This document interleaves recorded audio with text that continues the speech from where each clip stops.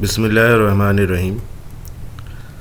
अब हम supervise learning से अनसुपरवाइज लर्निंग की तरफ चलते हैं और ये देखते हैं कि अनसुपरवाइज लर्निंग कैसे काम करती है और उसमें कौन से मेथड्स हैं। तो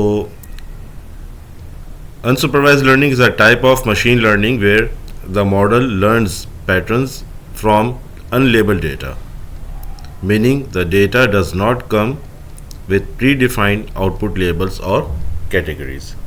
यानी इसके अंदर हमारे पास जो डेटा मौजूद होता है उसको हम कैटेगराइज तो करते हैं, लेकिन उसके अंदर जो हम जब उसको कैटेगराइज करते हैं तो उसके ऊपर पहले से लेबल मौजूद नहीं होता, बल्कि हम डेटा के जो डिफरेंट फीचर्स होते हैं उनकी बेस पे हम उसकी क्लासिफिकेशन या कैटेगराइजेशन करते हैं और उसको फिर हम खुद से लेबल्स देते हैं। और ये जो हम लेबल्स देते हैं, जाहिर सी बात है, ये चूँकि हमें मालूम नहीं होता कि ये ऑब्जेक्ट किस चीज़ के लिए है, तो ये लेबल्स कोई वैसे लेबल्स जो होते हैं जैसे कि हम आम ज़िंदगी में कहते हैं कि ये टेबल है, ये चेयर है, इस तरह से लेबल्स नहीं होते, बल्कि ये लेबल्स जैसे क्लास 1, क्लास 2, क्लास 3 या label A, label B, label C, इस तरह से लेबल्स होते हैं। So instead of learning from explicit answers, the model tries to find hidden structures or patterns in the data on its own.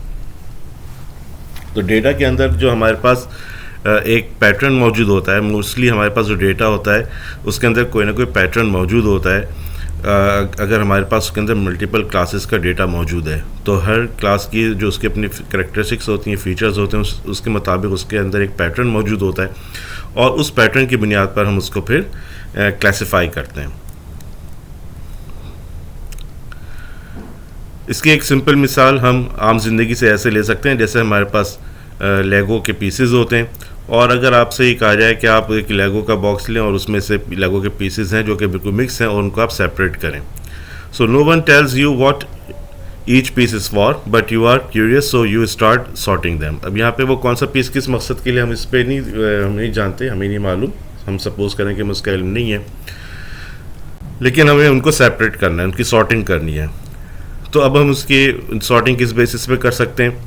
तो या तो हम उसके साइज़ की बेस पे उसकी सॉर्टिंग कर सकते हैं, या उसकी कलर की बेस के ऊपर, या फिर हम उसके शेप की बेस पे, या इनको together, all this three together हम उसकी सॉर्टिंग कर सकते हैं। So without knowing what the pieces are meant to build, you are grouping them based on their similarities, maybe by colour, shape और साइज़।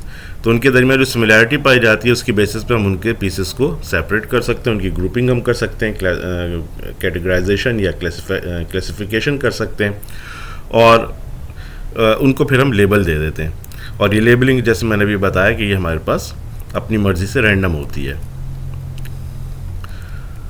इसी मेथड को हम unsupervised learning कहते हैं।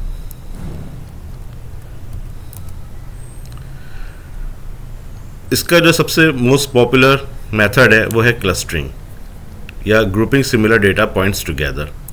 अब इसके अंदर हम अजम्पशन ये करते हैं कि हमारे पास जो डेटा होता है उसके अंदर जो फीचर्स जिनके सिमिलर होते हैं, जिन ऑब्जेक्ट्स के, वो हमारे पास करीब करीब होते हैं, उनके जो डेटा पॉइंट्स होते हैं वो करीब होते हैं और जैसे जैसे उनके अंदर डिफरेंस बढ़ता चला जाता है वो उसके जो डेटा पॉइंट्स उनके अंदर भी डिस्टेंस पैदा होता चला जाता है, वो एक दूसरे से दूर होते चले जाते हैं। तो इसी कॉन्सेप्ट को इस्तेमाल करते हुए हम उसकी ग्रुपिंग करते हैं डेटा की। जैसे कि मिसाल के तौर पे customer segmentation in marketing, grouping customers by buying behaviours. हम जो कस्टमर्स हैं उनके बाइंग बिहेवियर के मुताबिक उनकी ग्रुपिंग कर सकते हैं। उसके लिए जो हमारे पास एल्गोरिथम्स हैं वो है के मीन्स, डीबी स्कैन और हायरार्किकल क्लस्टरिंग, जिसमें के मीन्स को हम आज पढ़ेंगे इसमें सब, क्योंकि ये सबसे ज़्यादा पॉपुलर मेथड है अनसुपरवाइज्ड लर्निंग के अंदर। फिर हमारे पास है dimensionality reduction, simplifying data by reducing the number of features. इसके अंदर हम नंबर ऑफ फीचर्स को रिड्यूस कर देते हैं। इसकी एग्जांपल है विजुअलाइजिंग हाई डायमेंशनल डेटा इन 2D और 3D। और इसके लिए हमारे पास जो एल्गोरिथम्स हैं वो है principal component analysis, PCA, TSNE और ऑटो इनकोडर्स। इसी तरह से हम इसको एनॉमली डिटेक्शन के लिए भी यूज़ कर सकते हैं, आइडेंटिफाइंग अनयूजुअल और रेयर डेटा पॉइंट्स। और उसके अंदर हम जैसे कि उसकी एग्जांपल है डिटेक्टिंग फ्रॉडुलेंट ट्रांजैक्शंस।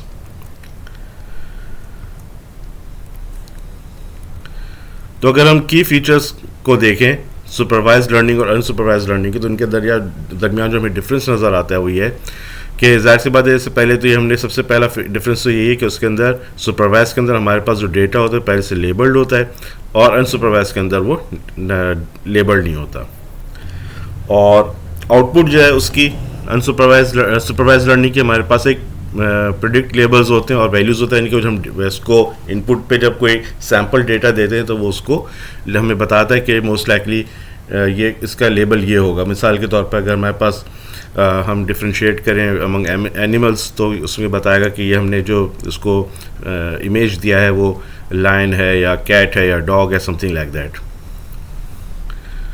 और जो अनसुपरवाइज लर्निंग है उसके अंदर वो डेटा के जो पैटर्न्स हैं, स्ट्रक्चर्स, उनको रिकग्नाइज करता है। ये हमारे पास जो पैटर्न्स होगी उसकी आउटपुट होगी। और इसको हम कहाँ इस्तेमाल करते हैं सुपरवाइज लर्निंग को, जैसे क्लासिफाइंग ईमेल्स या आइडेंटिफिकेशन ऑफ इमेजेस, कि हम ये जो इमेजेस हैं एनिमल्स के, ह्यूमंस के, उनको आइडेंटिफाई करना चाहते हैं तो वहाँ पे हम सुपरवाइज लर्निंग को इस्तेमाल करेंगे। जबकि अनसुपरवाइज लर्निंग, अगर हम सिमिलर ईमेल्स को ग्रुपिंग करना चाहते हैं तो वहाँ पर हम अनसुपरवाइज लर्निंग को इस्तेमाल करेंगे। अब जैसे मैंने आपको बताया था कि इसके अंदर मोस्ट पॉपुलर जो मेथड है वो है के मीन्स क्लस्टरिंग। के means is an algorithm that divides data into के ग्रुप्स मीन्स के क्लस्टर्स, यानी कि के means any number of clusters based on feature similarity. जो फीचर्स की सिमिलैरिटी होती है उसकी बेस के ऊपर वो उनकी ग्रुपिंग कर देते हैं। Each group contains data points that are more similar to each other than to those in other groups. तो हर ग्रुप के अंदर जो हमारे पास डेटा पॉइंट्स होते हैं उसके अंदर जो एक दूसरे के करीब होते हैं, वो हमारी अजम्पशन ये होती है कि ये इनके अंदर सिमिलैरिटी है एक दूसरे के साथ, और उनको फिर हम ग्रुप कर देते हैं। चूज के means the number of groups or number of clusters you want to have. Randomly place k points, data के अंदर हम जो ये हमारे पास क्लस्टर्स की जो सेंटर पॉइंट्स होते हैं, जो कि सेंट्रॉइड्स होते हैं, एग्जैक्टली सेंटर नहीं होता लेकिन एक हम पॉइंट होता है जिसको हम एक तरीके से सेंटर पॉइंट कह सकते हैं, जिनसे हम उसके बाकी तमाम पॉइंट्स का डिस्टेंस मेजर करते हैं, वो हम रैंडमली सेलेक्ट करते हैं और फिर हम उसको इटरेटिवली चेंज करते रहते हैं और ऐसे पॉइंट को हासिल करना चाहते हैं जहाँ से बाकी तमाम का डिस्टेंस जो है वो मिनिमम हो सके। Assign each data point two the closest centroid. तो वो पॉइंट हमारे पास डेटा में, वो पॉइंट जिससे बाकी सबका जो डिस्टेंस सबसे कम हो, उसको हम एक सेंटर पॉइंट तस्वुर कर लेते हैं और हम उसके मुताबिक उसका क्लस्टर बना देते हैं। अब जैसे आप इस तस्वीर में देखें तो यहाँ पे हमारे पास डेटा है और जो हमने रैंडमली सिलेक्शन के बाद, सेंट्रॉइड्स के सिलेक्शन के बाद जो क्लस्टर्स बनाए उनको हमने कलर से यहाँ पे आइडेंटिफाई किया। मिसाल के तौर पे यहाँ पे ग्रीन कलर में जो पॉइंट्स हैं वो क्लस्टर 2 का हिस्सा है, ब्लू में जो है वो क्लस्टर 3 का हिस्सा, रेड में जो है वो क्लस्टर 1 का हिस्सा है। तो ये जो आप क्लस्टरिंग आप देख रहे हैं बेसिकली किस बेसिस पे कि हमने यहाँ पर रैंडमली एक वो पॉइंट चूज़ किया जिसका डिस्टेंस जो है हमने बाकी जो हमारे पास डेटा पॉइंट्स हैं उनके साथ उसको मेजर किया। तो मिसाल के तौर पे अगर हमने देखा कि ये हमारे पास जो भी हमने इसके लिए डेटा, इसके क्लस्टर का साइज़ डिफाइन किया है उसके मुताबिक ये डेटा पॉइंट इसके साथ मिनिमम बनता है, तो हमने इसके साथ सिलेक्शन कर ली। ऑल्दो इसके अंदर कुछ चीज़ें आपको इसमें इतनी क्लियर नहीं है, जैसे ये रेड वाला पॉइंट है, इट लुक्स कि this is closer to this one rather than this one, लेकिन इसको इसका हिस्सा बनाया गया है। अब ये बहरहाल जो चूँकि एक एग्जाम्पल है, कोई इतनी इसके अंदर हमारे पास एक्यूरेसी नहीं है। Any how the point is that कि जो कॉन्सेप्ट है वो यही है कि जनाब जो पॉइंट हमें जिस सेंट्रॉइड से मिनिमम मालूम होगा हम उसको उस सेंट्रॉइड का हिस्सा बनाएंगे। इसी की तरह से यही कॉन्सेप्ट यहाँ पर भी आपको नज़र आ रहा होगा। जैसे ये जो आपको क्रॉस मार्क्स नज़र आ रहे हैं ये सेंट्रॉइड के तौर पे एज्यूम किए गए, और ये जो आपको डिफरेंट कलर्स के अंदर नज़र आ रहे हैं पॉइंट्स बैकग्राउंड के अंदर जो डिफरेंट कलर्स हैं वो उस क्लस्टर का हिस्सा है। मिसाल के तौर पे ये जितने भी आपको इस ब्लू एरिया के अंदर आपको पॉइंट्स नज़र आ रहे हैं ये इस वाले क्लस्टर का हिस्सा है, ये ग्रीन में जितने आपको नज़र आ रहे हैं ये इस ग्रीन का हिस्सा है, एंड सो ऑन। तो अब सवाल ये पैदा होता है कि इसके अंदर कितने क्लस्टर्स होंगे। इट डिपेंड्स कि आप इसके अंदर कितने क्लस्टर्स बनाना चाह रहे हैं, यानी कि उसके अंदर कितने सारी जो है डिफ्रेंशिएशंस करना चाह रहे हैं, क्लासिफिकेशंस करना चाह रहे हैं। पॉइंट डिसाइड के एक दफ़ा आप सेंट्रॉइड चूज़ करेंगे, सबसे उसका डिस्टेंस लेंगे, उसके बाद आप क्या करेंगे, you will update the centroid by computing the average position of all points assigned to each cluster and you will keep repeating these steps until there is no more difference or big difference in changing the centroid. यानी कि centroid को अगर आप change भी करते हैं तो भी डिफरेंसेस को जो हमारे पास पॉइंट्स हैं उनके अंदर कोई फ़र्क नहीं आ रहा कि वो किस क्लस्टर का हिस्सा बनते हैं। तो इसको हम यहाँ पे एक एग्जांपल से देखते हैं, इससे ज़्यादा क्लियर हो जाएगा। Imagine you are analysing customer data with 2 features, annual income and spending score. तो उसमें हमारे पास कितने क्लस्टर्स बन सकते हैं। मिसाल के तौर पर एक क्लस्टर हमारा बन सकता है कि लो इनकम लो स्पेंडिंग, यानी कि हम देखना चाहते हैं कि अगर लो इनकम वाले तो उनकी लो स्पेंडिंग वाले क्लस्टर्स कौन से हैं। High income high spending, medium income low spending, high income low spending या low income high spending and things like that. इस तरह से आप उसके मल्टीपल बना सकते हैं। अब हम यहाँ पर एक ज़्यादा कॉन्क्रीट एग्जांपल को देखते हैं। You are a data analyst at a shopping mall and you want to group customers based on gender। एक चीज़ तो जेंडर की बेस पे कि मेल है या फीमेल, दूसरा कि कितना किसने स्पेंड किया, total money spend in a visit. तो मिसाल के तौर पर आपने देखा कि आपके पास एक कस्टमर है, वो मेल है, उसने 300 स्पेंड किया, दूसरा कस्टमर है फीमेल, उसने 700, फिर मेल है उसने 100, फीमेल ने 680 एंड मेल ने 250। अब इसकी आप क्लस्टरिंग करते हैं। आपने मिसाल के तौर पे आपके पास चूँकि यहाँ पे 2 जेंडर्स हैं तो आपने बेसिकली आप जेंडर की बेस पे उसको देखना चाहते हैं किसी क्या हैबिट्स हैं स्पेंडिंग की, तो आपने यहाँ पे 2 क्लस्टर्स बना लिए। We want to group these customers into 2 clusters based on spending habits and gender. Since K means needs numerical input, we convert male is equal to 0 and female is equal to 1। अब ये एक important step है। जब कभी आप के means या किसी भी इस किस्म के मशीन लर्निंग के डेटा सेट पे काम करेंगे तो वहाँ पे आपको जो इस किस्म के लेबल्स होंगे या इस किस्म की कोई भी डेटा होगा जो कि स्ट्रिंग्स में होगा, उसको आपको नंबर्स में कन्वर्ट करना होगा। जैसे यहाँ पे हमने ले लिया male is equal to 0, female is equal to 1। तो हम इसके लिए क्या ज़रूरत है कि हम मेल को इज इक्वल टू 0 लेते हैं, फीमेल इज इक्वल टू 1? जवाब है नहीं। आप अदर वे अराउंड भी हो सकता था, मेल इज इक्वल टू 1 और फीमेल इज इक्वल टू 0 भी हो सकता था। It is just to identify के दीज आर 2 डिफरेंट जेंडर्स। अब हमने इस डेटा में से, यहाँ पे हमारे पास जो डेटा है इसमें से रेंडमली हमने कोई भी 2 पॉइंट्स को एज अ सेंट्रॉइड सेलेक्ट कर सकते हैं। चूँकि ये रैंडम है तो हमने यहाँ पर इनिशियली ए और बी को ही जो है वहाँ पर हमने सेलेक्ट कर लिया, यानी कि हमने कर लिया कि ग्रुप बना दिया 0 300 का, यानी कि जेंडर है मेल 0 और उसने स्पेंड किया 300। ये हमारे पास एक डेटा पॉइंट हो गया। और अगर जेंडर हमारे पास है फीमेल 1 तो हमने उसका जो डेटा स्पेंडिंग अमाउंट है वो 700 हो गया। तो हमने 2 डेटा पॉइंट्स बना लिए, 0 एंड 300 एंड 1 एंड 700। अब हमने करना क्या है कि हमने इन 2 सेंट्रॉइड से बाकी तमाम जो हमारे पास यहाँ पे डेटा पॉइंट्स हैं, डेटा पॉइंट से मुराद क्या है, बाकी जैसे हमारे पास यहाँ पे 0 100 का जो पेयर है एक डेटा पॉइंट है, 1 और 680 का जो पेयर है ये एक डेटा पॉइंट है, 0 एंड 250 का जो पेयर है ये एक डेटा पॉइंट है। इनके हमने डिस्टेंसेस निकालने, इसको हम यूक्लिडियन डिस्टेंस कहते हैं।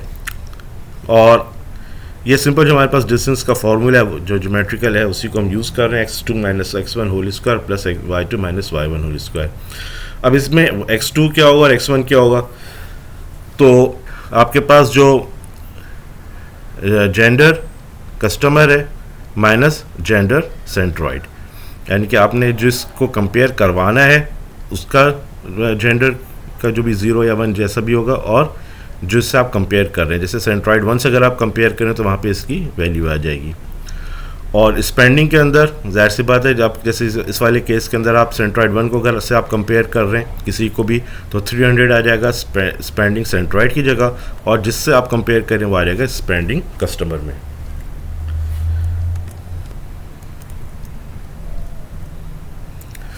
तो अब हम सबसे पहले नंबर का जो हमारा कस्टमर ए है 0300 जिसको हमने इस वक्त जो है सेंट्रॉइड के तौर पे भी अज्यूम कर रखा है, उससे हम कंप्यूट करते हैं। तो जाहिर सी बात है जब हमारे पास सेंट्रॉइड भी ख़ुद ए है और उसको कंपेयर भी ए को ही करें तो वो डिस्टेंस हमारे पास 0 आएगा, तो वो हमारे पास आ गया 0। और जब हम इस ए को कंपेयर करेंगे इस बी के साथ दूसरे सेंट्रॉइड के साथ, क्योंकि अब इस वक्त हम इसको एज अ कस्टमर के तौर पे नंबर ले रहे हैं, डेटा के तौर पे ले रहे हैं, तो वो हमारे पास जब हमने उसको कंप्यूट किया तो हमारे पास रिज़ल्ट आया 400। तो ये हमारे पास आया 0 और ये 400। तो अभी हमारे पास ये आ गया कि ये जाहिर सी बात है ये तो 0 आना चाहिए था, लेकिन हमें ये पता चल गया कि ए जो है it is far away from C2। Next हम कस्टमर सी को लेते हैं। कस्टमर सी का हमने जो डेटा है वो डिस्टेंस है वो कंप्यूट किया पहले हमारे पास जो C1 है उससे, तो हमारे पास आया 200 और C2 से हमने कंप्यूट किया तो वो आया तकरीबन 600। तो इसका मतलब हुआ कि कस्टमर सी जो है वो ज़्यादा करीब है हमारे पास C1 के, तो it should be in cluster of C1, यानी कि हमारे पास हमने C1 का जो हमने पहला वाला जो क्लस्टर बनाया है it should be part of that cluster. फिर हमने कंपेयर किया कस्टमर डी को। तो कस्टमर डी को जब हमने डिस्टेंस लिया C1 से तो वो आया हमारे पास 379.99 और C2 से आया 20। तो इसका मतलब है customer D is more closer to हमारे पास C2, तो इसको it should be part of cluster 2 rather than cluster 1। और कस्टमर ई को जब हमने कंप्यूट किया तो उसका डिस्टेंस हमारे पास क्लस्टर 1 से 50 आया और क्लस्टर 2 से 449.99 आया। तो इसका मतलब है कि इसका जो है it should be part of cluster 1, ठीक, जिसका सेंट्रॉइड हमारे पास है 0300 यानी कि ए।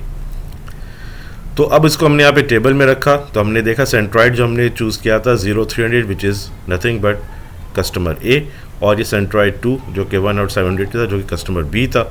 तो उससे हमने इसको कंप्यूट किया तो हमें पता चला नोड सी जो है it should be part of this cluster centroid 1, जिसका सेंटर सेंट्रॉइड 1 था, और node E should also be part of cluster 1, और नोड डी जो है वो हमारे पास होना चाहिए सेंट्रॉइड 2 का पार्ट या क्लस्टर 2 का पार्ट। अब नेक्स्ट हमने क्या करना है, ये क्लस्टर असाइनमेंट जैसे मैंने यहाँ पे लिख दिया कि क्लस्टर 1 हमारे पास क्या बना ACE और क्लस्टर 2 बना BD, जिसके अंदर A और B हमारे पास उसके सेंट्रॉइड्स हैं।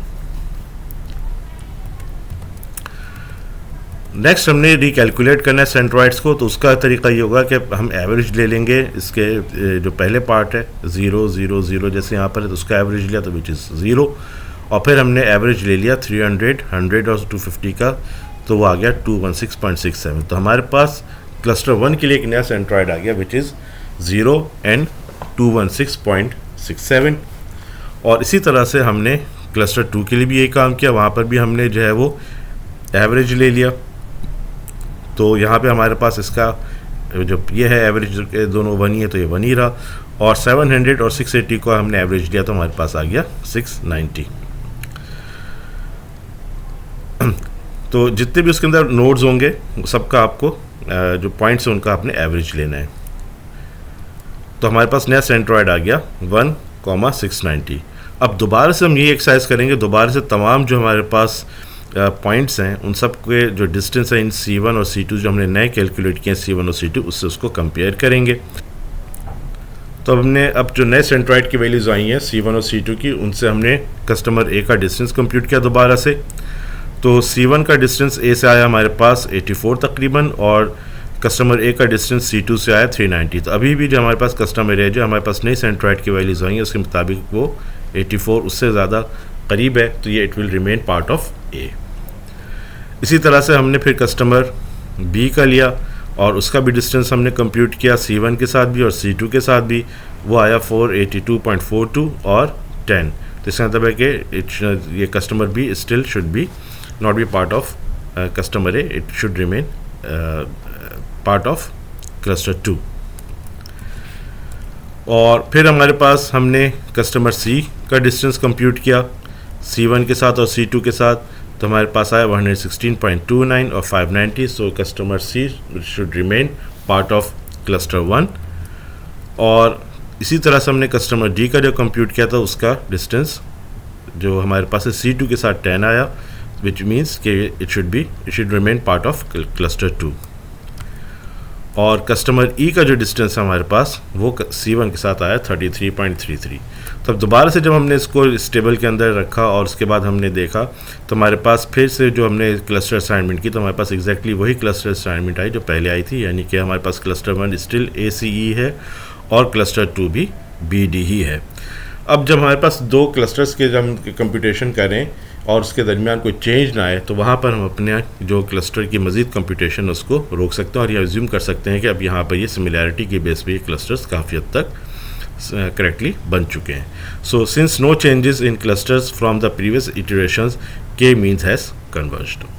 तो this is how K means work. इस तरह से हम इसकी जो है वो नेबरिंग जो नोड्स होते हैं उनको मिलाकर हम इसका एक क्लस्टर बना लेते हैं, ये अज्यूम करते हुए कि इनके दरमियान जो सिमिलैरिटीज़ हैं तो they must be part of one single group, ठीक है, या क्लासिफिकेशन।